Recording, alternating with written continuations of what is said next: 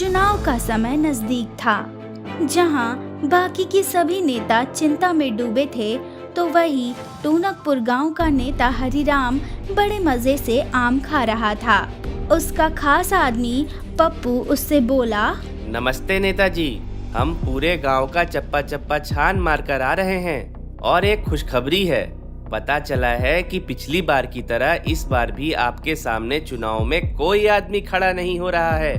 पप्पू की इस बात पर हरिराम बोला, अरे वो तो होना ही था, क्योंकि जो हमारे खिलाफ खड़े होने की हिम्मत करेगा, हम उसका वो हाल करूंगा कि फिर वह अपने पूरे जीवन में खड़ा नहीं हो पाएगा।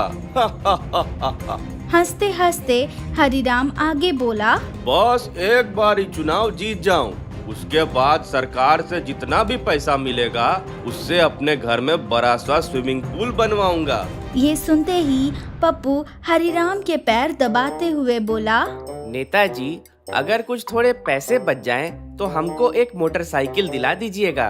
वो है ना कि हमारी पत्नी को मोटरसाइकिल के पीछे बैठने का बहुत मन है। अरे हाँ हाँ ठीक है, देखेंगे देखेंगे, अभी ठीक से पैर दबाओ। हरिराम आराम फरमा रहा था कि तभी वहाँ उसका एक आदमी दौड़ता हुआ आया। नेताजी नेताजी, गजब हो गया, गजब हो गया। अरे का हो गया भोलू, तेरी पत्नी किसी के साथ भाग गई का? अरे नहीं नेताजी, हमारी किस्मत इतनी अच्छी कहाँ है जो हमारी पत्नी हमको छोड़कर भाग जाए।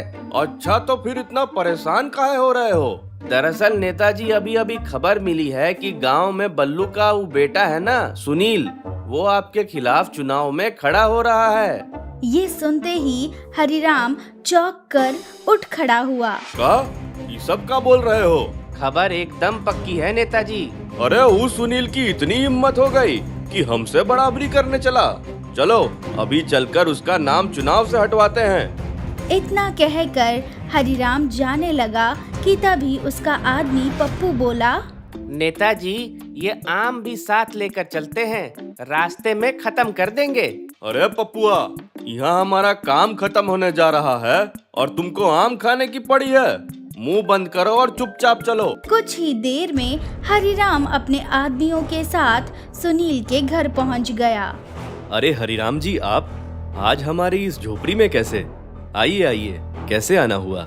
हम सुना हूँ कि इस बार चुनाव में तुम भी खड़े हो रहे हो। जी हाँ नेताजी, गांव में बहुत लोगों का मन था कि मैं इस बार चुनाव लड़ूं। साथ ही मेरी भी इच्छा थी कि मैं भी गांव के विकास के लिए कुछ करूं। बस इसी वजह से चुनाव में खड़ा हो रहा हूं। अरे गांव के विकास के लिए तुम चिंता मत करो, उसके लिए हम हूँ। तुम बस अपनी चिंता करो। क्या मतलब? अरे मतलब बात ये है भाई कि तुम हट्टे कट्टे जवान हो, आधे से ज्यादा तुम्हारी उम्र पड़ी है। अब इस उम्र में तुम्हारे हाथ पैर टूट जाएंगे तो भीख मांगते अच्छे नहीं लगोगे ना भाई। आप कहना क्या चाहते हैं नेताजी? अरे बस यह कहना चाहता हूँ कि चुनाव से अपना नाम वापस ले लो, इसी में तुम्हारी और सबकी भलाई है, वरना तो बेटा फिर बहुत बुरी तरह से भुलाई है। नेताजी, मैं जानता था कि आप मुझसे यही बात करेंगे, तो मैं आपको भी बता दूं कि आप चाहे लाख कोशिश करें, मगर मैं ये चुनाव लड़ूंगा और हर हाल में लड़ूंगा। ठीक है भाई, अभी हम चलता हूँ, जल्दी मुलाकात होगी। हरिराम के जाने के बाद सुनील की पत्नी शांति उससे बोली, ए जी, मुझे तो डर लगता है, कहीं ये हरिराम आपके साथ कुछ उल्टा सीधा तो नहीं कर देगा ना? अरे तुम चिंता मत करो, ये चाहे कुछ भी करे, मगर मैं किसी भी हाल में अपने लक्ष्य से पीछे नहीं हटूंगा। मैं भी देखता हूँ कि इस बार का चुनाव ये हरिराम कैसे जीतता है। अगले दिन हरिराम के आदमी बीच चौराहे पर गला फाड़ चिल्ला रहे थे, अरे सुनो सुनो सुनो, हरिराम जी की तरफ से सभी गांव वालों को अनोखे तोहफे। किसी को मिलेगा एंड्रॉइड वाला फोन तो किसी को मिलेगा बिना ब्याज के लोन। गांव वालों ने जब ये सुना तो सभी उनके पास जाकर इकट्ठे हो गए। सुनील और उसकी पत्नी शांति दूर खड़े ये सब देख रहे थे। क्यों जी, वो कंजूस हरिराम सबको फ्री में इतना सब कुछ कैसे बांट रहा है? जरूर दाल में कुछ काला है। नहीं शांति, दाल में कुछ काला नहीं, बल्कि मुझे तो पूरी दाल ही काली लग रही है। एक काम करो, तुम घर जाओ, मैं इसके बारे में पता लगाता हूँ। सुनील सुनील की पत्नी ऑटो करके चली गई। कुछ देर के बाद शाम को जब सुनील घर लौट रहा था तब किसी ने सुनील के हाथ से सब्जी का थैला छीन लिया। सुनील ने पलटकर देखा तो उसके सामने कुछ लोग खड़े थे। अरे कौन हो तुम और मेरा रास्ता क्यों रोक रहे हो? सुनील की बात पर वहाँ खड़े एक आदमी ने उसके मुंह पर काला कपड़ा डाल दिया। सुनील कुछ समझ पाता कि उसके पहले ही उस पर लात घूंसे की बारिश शुरू हो गई। अरे अरे क्यों मार रहे हो मुझे? अरे कौन हो भाई तुम लोग? मैंने तुम्हारा क्या बिगाड़ा है? अरे मुझे मत मारो। कुछ देर के बाद सभी लोग वहाँ से रफू चक्कर हो गए। सुनील ने काला कपड़ा चेहरे से हटाया और दर्द में बोला, मैं अच्छे से जानता हूँ हरिराम की ये सब तुम्हारी चाल है। तुमने ही गुंडे भेजकर मुझे पिटवाया है। मैं अब तुम्हें नहीं छोड़ूंगा। इतना कहकर सुनील अपने घर की जगह सीधे हरिराम के घर पहुंच गया। सुनील की हालत देखते हरिराम ने उसके मजे लेते हुए कहा, अरे भाई सुनील, ये का हाल बना रखे हो? लगता है लोगों से वोट मांगने गए थे तो लोगों ने वोट की जगह चोट दे दी। इतना कहकर हरिराम जोरों से हंसने लगा। मैं अच्छे से जानता हूँ हरिराम की ये सब तुम्हारी चाल है। तुमने ही गुंडे भेजकर मुझे पिटवाया है। मैं अब तुम्हें नहीं छोड़ूंगा। अच्छा, तो तुम्हारे पास का सबूत है कि सब हमने किया है? हरिराम के सवाल पर सुनील चुप हो गया। अरे बोलो ना भाई, बोलती क्यों बंद हो गई? मुंह में दही जम गई का? दही तो मैं बहुत जल्द तुम्हारे दिमाग का करूंगा और जनता से ऐसी लात परवाऊंगा कि नेता की कुर्सी पर बैठने लायक नहीं बचोगे। हाँ हाँ चलो निकलो, बहुत देखे हैं तुमरे जैसे। सुनील वहाँ से जाने लगा ही था कि तभी हरिराम के पास एक फोन आया। उसने फोन उठाकर कहा, हाँ हाँ मालिक, आप बिल्कुल चिंता मत कीजिए, हमारी जीत ही पक्की है। क्योंकि सरकार ने जो सड़क बनाने के लिए पैसा दिए थे उसका इस्तेमाल मैंने गांव वालों को तोहफा देने के लिए कर लिया है। अब आप बस देखिएगा, सभी लोग हमें ही वोट देंगे। हरिराम की बात सुनते ही सुनील चौंक गया। उसने तुरंत अपनी जेब से मोबाइल निकाला और दीवार के पीछे छुपकर हरिराम की बातें रिकॉर्ड करने लगा। वैसे भी गांव वाले बहुते बेवकूफ हैं। इन्हें कभी पता नहीं चलेगा कि इनके साथ हम इस तरह का धोखा करता हूँ।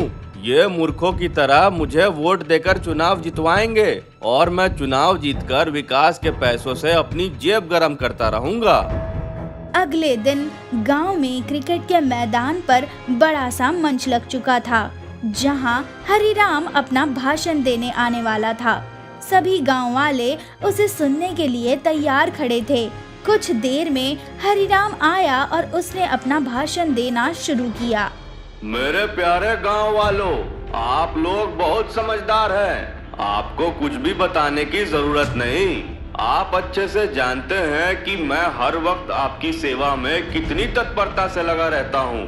हरिराम जब बोल रहा था तभी मंच के पिछले भाग में सुनील पहुंच गया। उसके हाथ में एक सीडी थी, जिसे देखते हुए वो बोला, जल्दी से इस सीडी को हरिराम की पंचवर्षीय योजना की सीडी से बदल देता हूँ। फिर होगा दूध का दूध और पानी का पानी, और याद दिला देगा गांव वाले हरिराम को उसकी नानी। हमरा तो यह सपना है कि अगले 5 सालों में इस गांव को शहर से भी ज्यादा बड़ा और सुनहरा बना दूं, और इसीलिए हमने एक योजना तैयार की है। हम आपको अपनी पंचवर्षीय योजना बताना चाहता हूँ।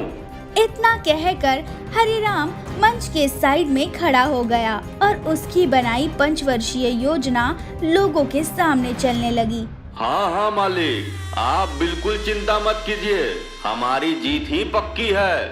वैसे भी गांव वाले बहुते बेवकूफ हैं। सीडी जब चली तो उसे देख हरिराम के पसीने छूट गए। सीडी के अंदर साफ साफ दिख रहा था कि किस तरह हरिराम फोन पर बात करते हुए बता रहा था कि कैसे उसने गांव के विकास का पैसा अपने फायदे के लिए इस्तेमाल किया है और किस तरह वो गांव वालों को बेवकूफ समझता है। ये सब देखते ही हरिराम डर गया। अरे अरे, ये सब झूठ है, हमको फंसाया जा रहा है। और कौन है जो ये वीडियो बनाया है? हरिराम के पूछते ही एक आवाज आई। हरिराम, वो मैं हूँ जिसने तुम्हारे गलत कर्मों का भांडाफोड़ किया है। हरिराम ने सामने की ओर देखा तो वहाँ सुनील खड़ा था। अरे तुम्हारी इतनी हिम्मत, तुमने गांव वालों के सामने मेरी बदनामी की, तुमको तो हम छोड़ूंगा नहीं। इतना कहकर हरिराम सुनील की तरफ दौड़ा और जाकर उसकी कॉलर पकड़ ली। तभी मंच पर 2 पुलिस वाले आए और हरिराम से बोले, बहुत पागल बना लिया तूने गांव वालों को। उनकी मेहनत की कमाई से 56 भोग खाता था, अब चल जेल में सूखी रोटी खाना। पुलिस हरिराम को वहां ले गई। हरिराम के जाते ही गांव वालों ने नारे लगाना शुरू किया। हमारा नेता कैसा हो, सुनील भैया जैसा हो, हमारा नेता कैसा हो, सुनील भैया जैसा हो। और कुछ दिनों बाद जब चुनाव का रिजल्ट आया तो पता चला कि सुनील ही चुनाव जीत गया।